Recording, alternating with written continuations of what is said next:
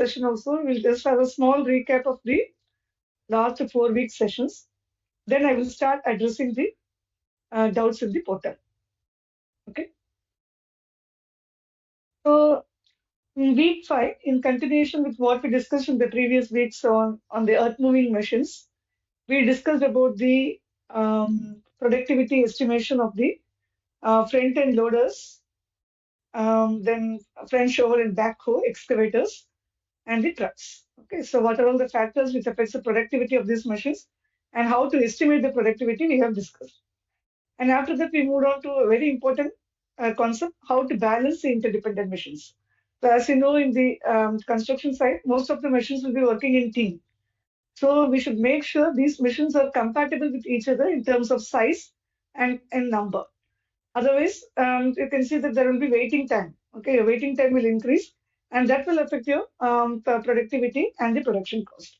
Okay, so we have to select the number of the machines and size of the machine in such a way that the overall production is maximum and the production cost is minimum. Okay, so then in the week 6, we moved on to the piles and the pile driving machines. Okay, so what are the different types of the pile hammers? Okay, so what is the basic mechanism of this the pile hammer? How to select the pile hammer depending upon your the soil condition. Okay, and what are all the merits and limitations of all these pile hammers we have discussed in detail in week 6.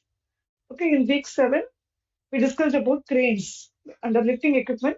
We discussed about different types of cranes, and we saw like how each crane is economical only for a particular situation. Okay, how to make the selection of the crane for a particular job with the help of range diagram. Okay, the significance of range diagram also we discussed in the week 7. Then the last week on the concreting equipment, we discussed in depth about the procedure of what are the various steps involved in making the concrete. Okay, and what are all the machines involved in the production of concrete and how to estimate the productivity of these machines. Okay, so that was discussed in the detail, and also I told you how the ready mix concrete factory functions. Even we have shared some videos with you. Okay. Now with this, there are a few questions posted in the portal. Okay, so I will try to address the solution to those questions first before we move on to the questions posted in the Google link. Okay, so this query was posted on 28th February about how to estimate the productivity of the truck. Okay, to estimate the productivity of any machine, we need to know the cycle time of that particular machine, production cycle. Okay, so obviously you know what are all the components of production cycle of the truck. It is nothing but a loading, hauling, dumping, and return. Okay, these are the components of the production cycle of the truck. So you know that some parts are fixed and some parts are variable. Okay, your loading and dumping can be considered as fixed component because it won't vary much. Okay, when compared to the hauling and return time, which vary a lot based upon the distance travel. Okay, so these components first we need to estimate. Okay, to estimate the productivity of your truck. Okay, so to know the loading time, okay, because you know the truck is not working independent, it depends upon your loader or your excavator, okay, for loading the earth into the truck. Okay, so we need to know the production cycle of your loader also. Okay, if you know the production cycle of your loader, then only you will be able to estimate the production cycle of your productivity of your truck. Okay, so for that we need to. That's what I told you. These are interdependent machines. Okay, we need to balance these interdependent machines in terms of size and in terms of number. Okay, the basic thumb rule also we discussed in our lecture. Let's say when you correlate the size of the truck to the size of the bucket of your loader. Okay, so the size the ratio is 4 to 5 approximately. The basic thumb rule is the size of truck should be 4 to 5 times the capacity of your bucket. Okay, that is the optimum the number to optimize your production. Okay, and also we need to optimize the number of trucks that will be served by one loader. Okay, so that we will see in the upcoming slide. Okay, so how to find the balanced number of bucket load? It is nothing but your truck capacity divided by the bucket capacity. So obviously, If you say, for example, if you're getting around 4.4 or something, or you get it in decimal number, then you should round it. Okay. Either you can round it to the lower end or you can round it to the upper end. Okay. So if you obviously round it to the lower end, it means you are not going to load your truck to the fullest capacity. Okay. But if you round it to the upper end, that means you are loading your truck to the fullest capacity and there will be some spillage of earth because you are loading more than your truck. Okay. So there will be either spillage of earth from the truck or there will be some leftover material in the bucket of your loader. Okay. So accordingly, you round it off. Depending upon the actual context, you have to do the rounding. Okay. So now we are discussing how to estimate the load time. Okay. So loading time is nothing but your number of your bucket loads into bucket cycle time. Okay. So basically, if you're going to round it to the lower integers, say for example, as I told you, when you're loading your bucket loads to lower integer, in that case, it means you are loading your truck short of its capacity. Okay. So in that case, how to calculate the truck load? It is nothing but your number of bucket loads into bucket volume. That means you are not loading the truck to its fullest capacity here. But if you are rounding the bucket load to the highest number, higher integer, you are rounding to the upper end. In that case, it means you are loading a truck to the truck full capacity. Okay. Whatever may be the case, you have to make sure that the truck is not loaded beyond the rated gravimetric load. For every machine, there is a rated state loading capacity. Okay. Beyond that, if you try to load the truck, it will result in the abuse of your machine. Okay. So it will result in abuse of the tires and it will increase your repair cost. Okay. So your operating cost will increase. That's why we should always check whether the truck load is less than the gravimetric load capacity of the machine. Okay. So far we discussed about loading time. Okay, what is the time needed for loading the truck? Okay. Two ways of rounding also we have discussed. Now next is about the haul time. Obviously it's a variable. It depends upon the distance the truck is going to travel and depends upon the speed of your machine. Okay. So this speed you have to calculate it from the performance chart. We have discussed in the class how to use the performance chart depending upon your project condition, depending upon the rolling resistance in your project site, depending upon the grade resistance, how to calculate the speed we have discussed based upon the choose the speed value from the performance chart. Okay, now from this you can calculate your haul time. Okay, so similarly you can calculate your return time. Okay, you know the distance and speed.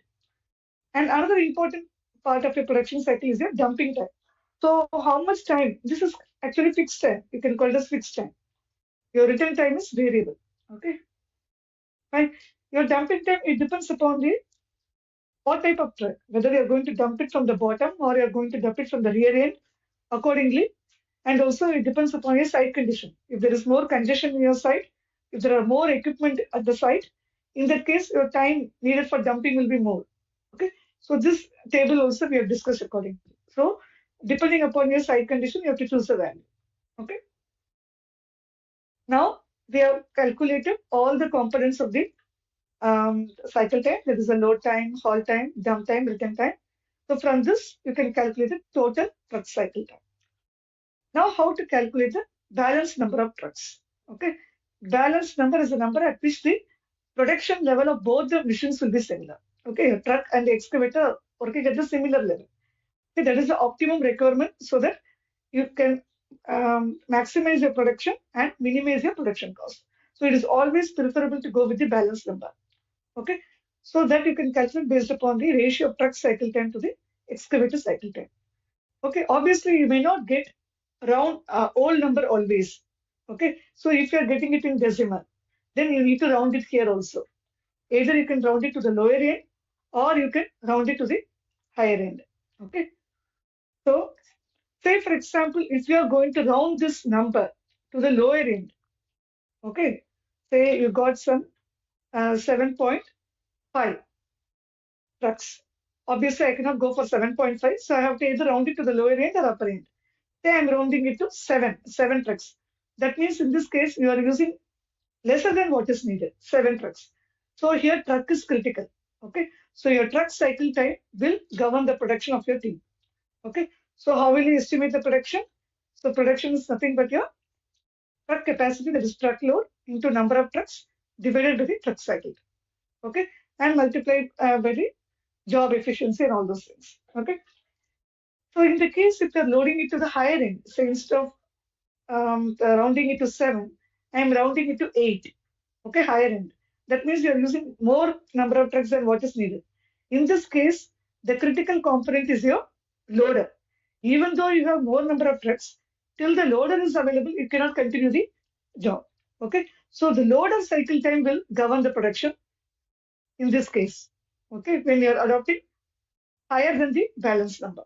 So that's what is written here. Production is nothing but a truck load divided by your excavator cycle time.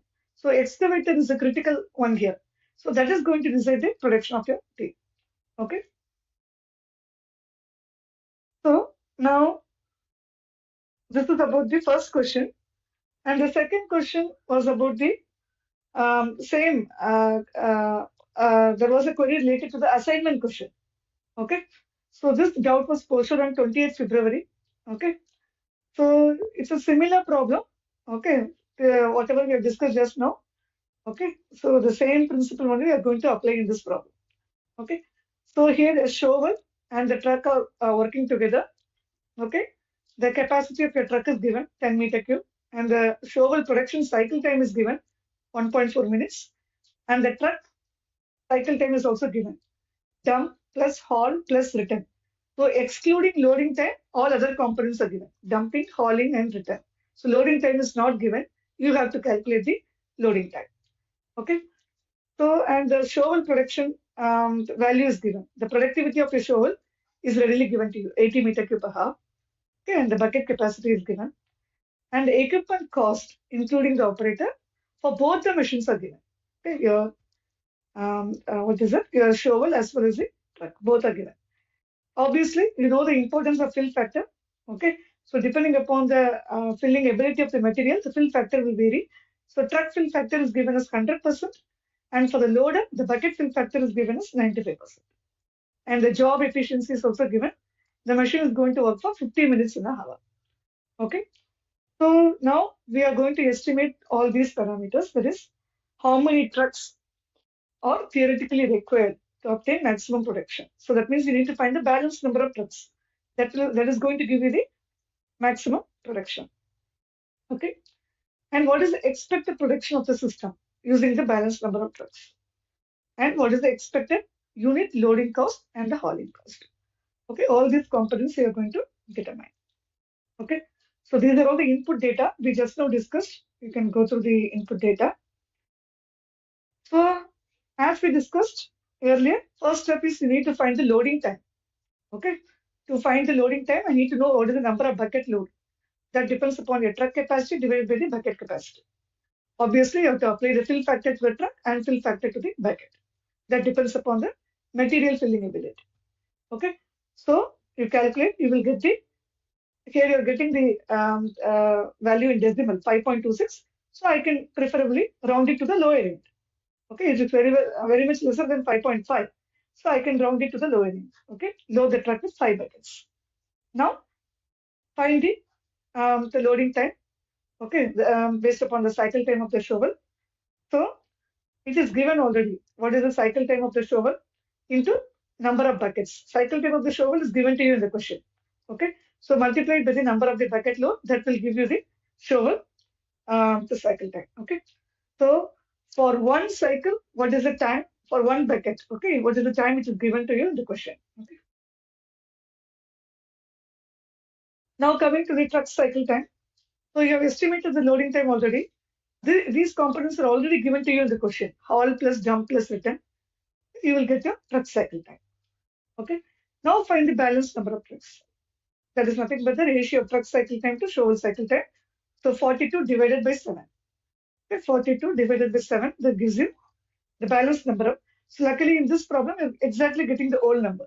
If you don't get the whole number, you have to either round it to the lower end or upper end accordingly. Okay. So now what is the truck load? It is nothing but the heap capacity of the bucket multiplied by the bucket fill factor into the number of the buckets. Okay. So these values are given to you already in the question. Okay. Number of buckets we have already assumed 5. So the truck payload is 9.5 meter cube. Now, how to calculate the productivity of the truck? It is nothing but the truck volumetric capacity divided by the truck cycle time. Also, okay, the truck payload is 9.5 meter cube divided by the truck cycle time is 42 minutes multiplied by the job efficiency. That will give you the truck productivity. Okay. So this is for the individual truck. In your case, the balance number is 6. So how many trucks you are going to use? 6 number of trucks. So multiply it by 6. So the productivity, you are getting the value as 67.8 meter cube per hour. Okay. So this is for the balance number. Okay. Now how to find the production cost? It is nothing but the total cost. Okay. So you are going to use 6 number of trucks. So 6 multiplied by 2,500. Okay. And the cost associated with the shovel is 6,000. And the productivity of the team is 67.8. That's what you have determined. Okay. So the unit production cost is determined as 309.73. Okay. So this is how we have to determine the productivity of the trucks. Okay. So this is the reference. Okay. So the methodology is available in this textbook. You can go through. Okay. So if there is any other question in the Google link which was circulated, okay, let us check that. Okay. Fine.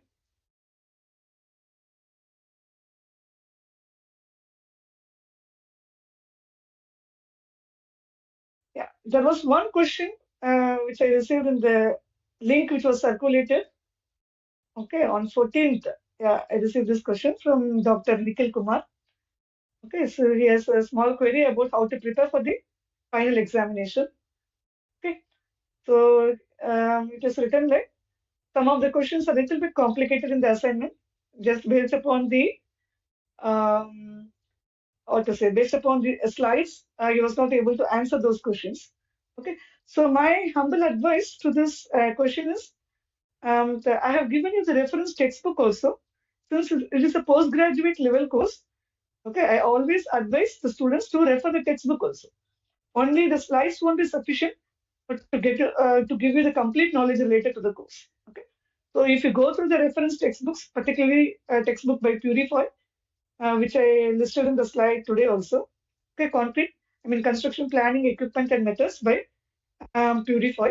Okay, so you'll be able to answer most of the questions in the assignment. Okay? That is my advice. Okay.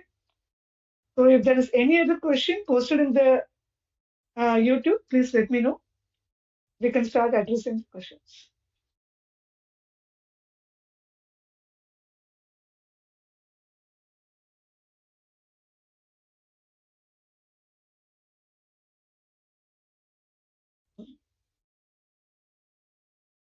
Okay.